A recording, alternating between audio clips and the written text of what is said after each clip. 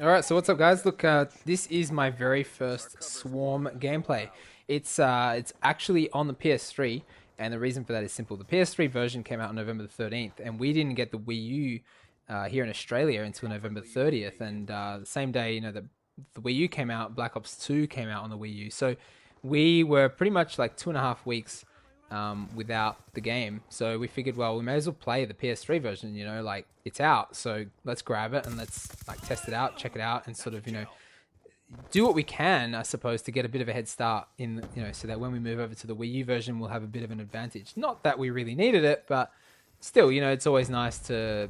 It's kind of painful, I suppose, to know that you can be playing the game and on another console, if you're willing to go out and buy it on that console. And so that's pretty much why we decided to grab the PS3 version. And you'll notice that two things, I suppose. The first thing is that I'm not using my name, and the reason for that is simple. I mean, when we got the PS3 version, we figured that we'd only be playing it for like 2.5 weeks anyway. So my brother and I would share the same account.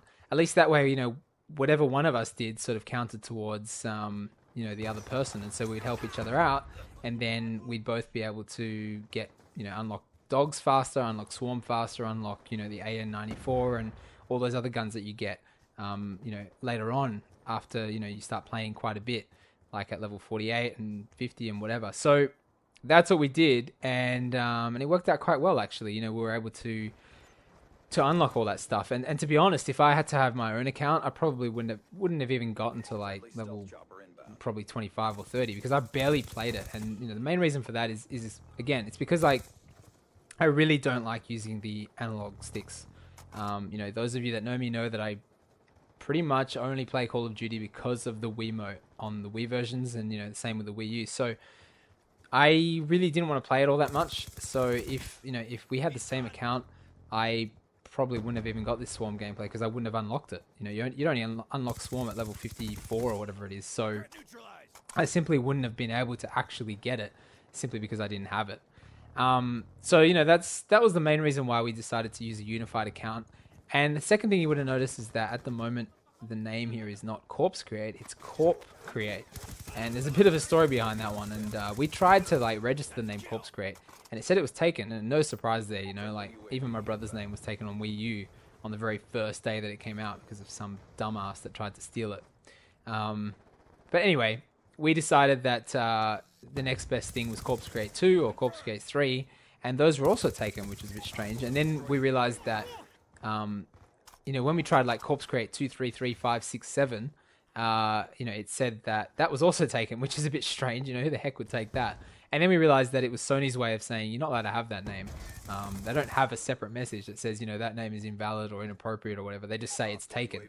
And so we had to make a bit of an improvisation there and change it over to Corp Create rather than Corpse Create. And so yeah, that's why the name's a bit different. But playing the PS3 version definitely did have its advantages. You can see here, like I said, that I've barely used dual analog sticks and stuff, and the aim assist was really quite something. It was quite insane. It was enough to make me actually get a swarm. I mean, shouldn't be able to do that as someone who's never really used dual analog sticks before. But the other benefit, I suppose, of playing the PS3 version before the Wii U version is that we got to learn a lot about the stages and a lot about the flow of the game. Like, in every Call of Duty game and in every stage in every Call of Duty game, there's always those high traffic areas. There's always those parts of the stages that people always go to and sort of,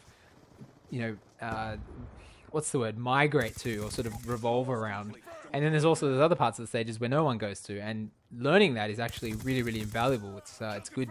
It's a good skill to have. It's actually quite useful. And playing the PS3 version earlier, before the Wii U version, really helped out in that.